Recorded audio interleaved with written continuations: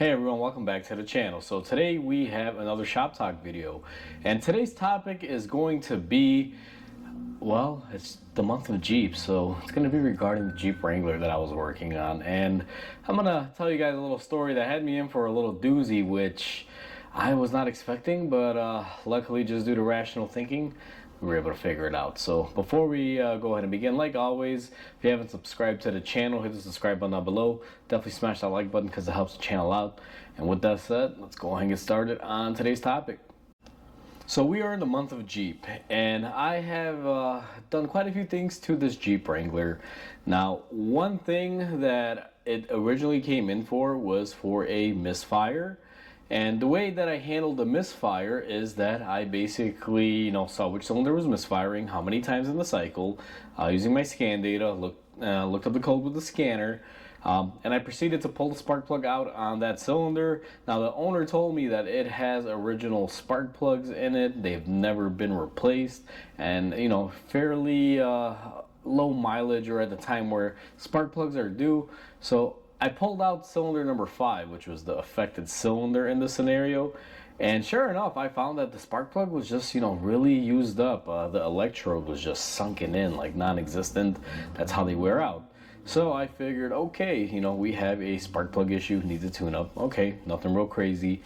Put the spark plug back in, looked over the whole vehicle, and, told them, hey, this is going on, this and that. And we wound up getting, a lot of repairs done on it where the customer said, hey, let's restore this thing mechanically. And that's what we did.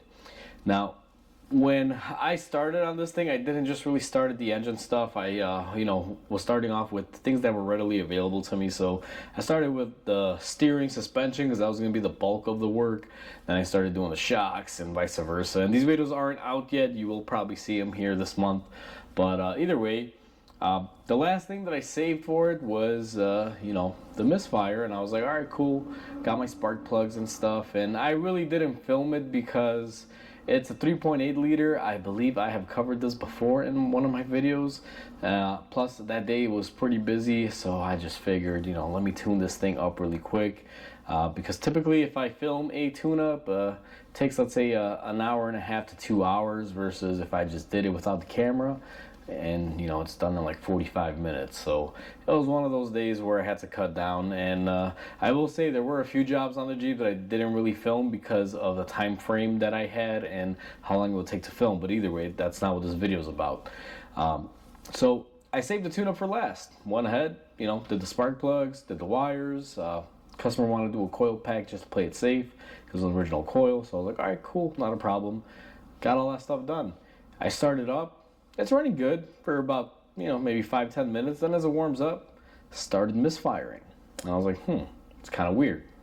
So against better judgment, because there was no other codes, it just had a cylinder 5 pending code. As soon as it started running rough and I was looking at the misfire counters, it basically gave me, just misfires on number 5. It started tripping up like 30 times, then 100 and 300. And basically cylinder 5 was just misfiring. And I was like, I wonder what this could be. Now, a little backstory on this Jeep. It had been to me about a year previous to, being in for this stuff. And the customer had changed out the injectors with me.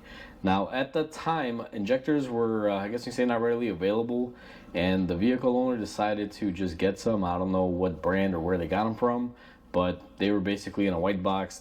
They were injectors. They fit. They're like, here, throw these on there. I was like, sure thing, not a problem. Now, my mind was I kind of went there, but I was like, you know what? It runs fine, and then as it heats up, it has an issue. So I'm like, maybe it's like a resistance in the plug and this and that. So I called up my supplier, and just because I could, because I've been doing business with them for a while, I asked them, like, hey, can I just get all the stuff new again? I need another coil pack, another wire, and give me all the spark plugs. I don't want to sit here, playing the let's swap this, let's do this. I'm gonna redo it.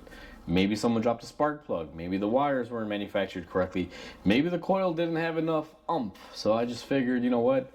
Just send me everything again. Send me everything again. Put it together, and sure enough, got a little bit better. But same problem persisted. I was like, okay, this is weird. So against better judgment, now I know Chrysler can be pretty picky, and certain engines don't like using, let's say, like iridium. And I figured, you know what? maybe it's the spark plugs, maybe it just doesn't like it. But also in the back of my head, and I kind of neglected this, even though my brain was telling me like, hey, why is it just one cylinder all the time? It's always the one cylinder. So as a safety, I proceeded to order some regular Champion spark plugs, gap them, put them in there, and I still had a misfire. I was like, oh crap. Now, at this point in time, I don't really get scared too often, but I was literally scared because I diagnosed it. I saw the spark plugs were bad, and I wish I had saved the original spark plugs. I mean, you guys could have seen the electrode was just gone. Bare minimum nothing. Like, it was, into the ceramic little tip that normally holds the electrode. So that thing was really well worn out. It's kind of like a pencil when you use up all the lead, just kind of goes inward. That's what, this electrode had done with. So I'm like, there's no way that, you pull out a spark plug and you see that and you start assuming maybe an engine issue or maybe this, maybe that.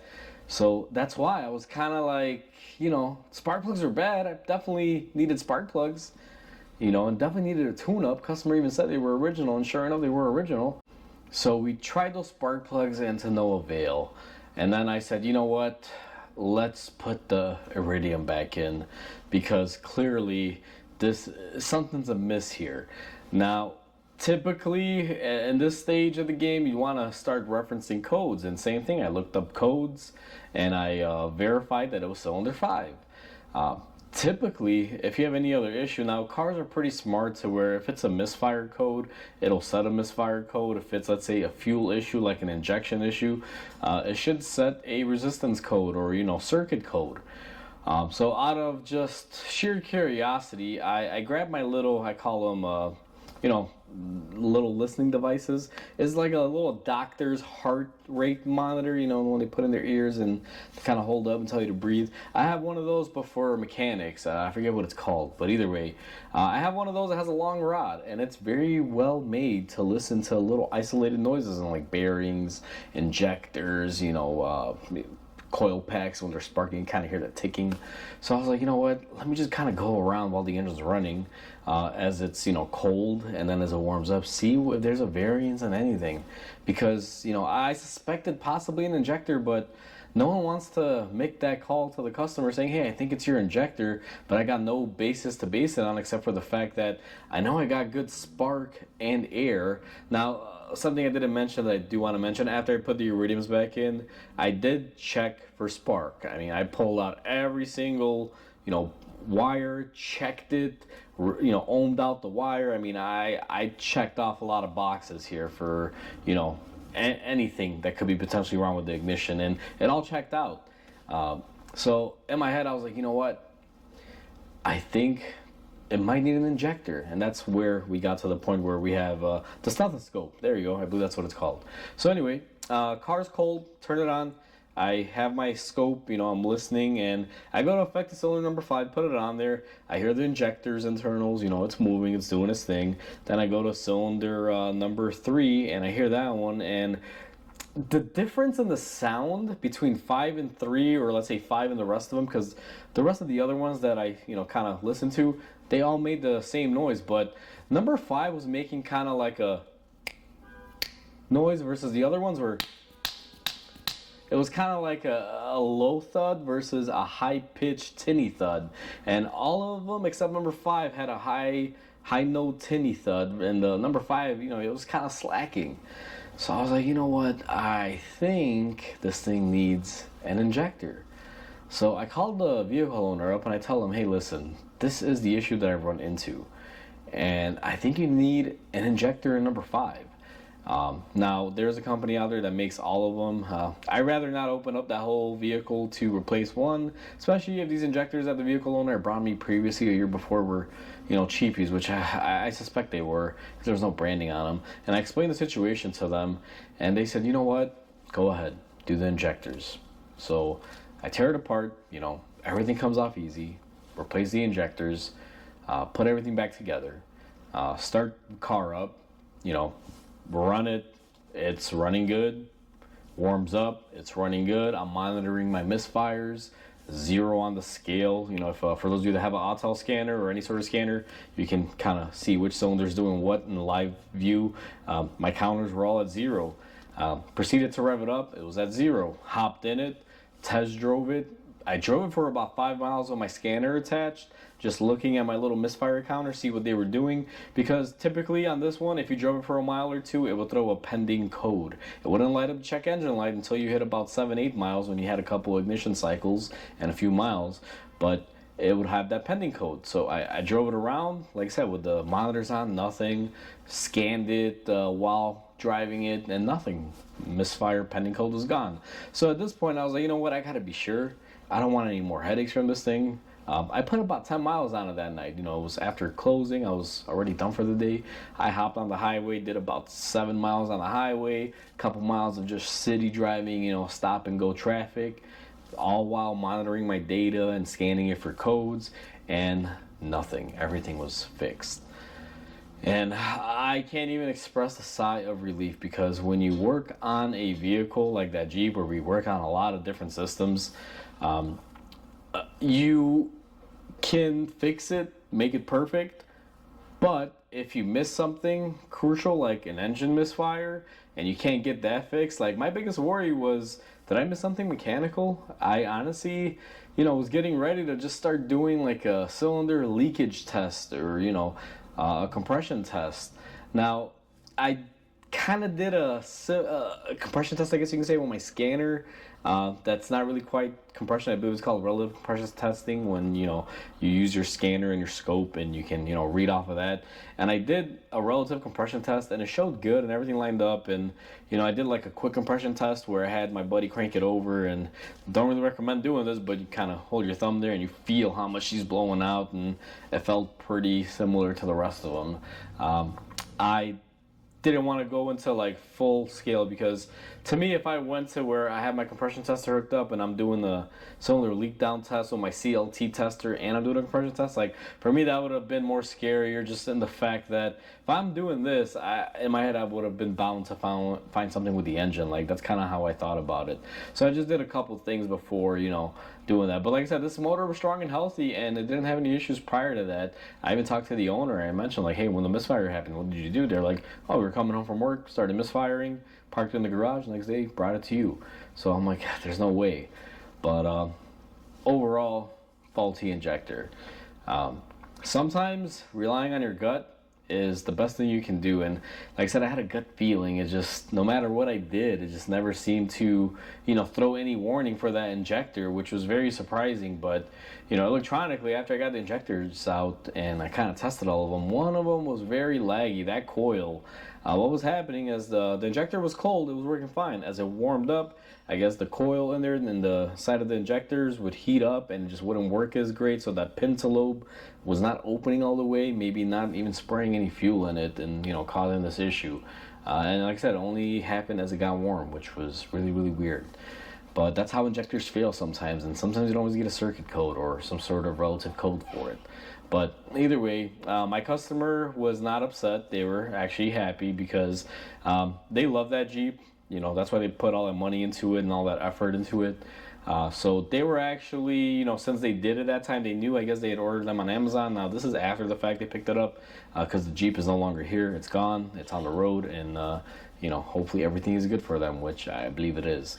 But either way, when they picked it up, I asked them, like, hey, where'd you guys get these injectors from? Because, you know, they don't look that great. And they flat out told me, like, hey, you know, we just bought them off of Amazon, or, you know, whatever, some parts website that was on Amazon.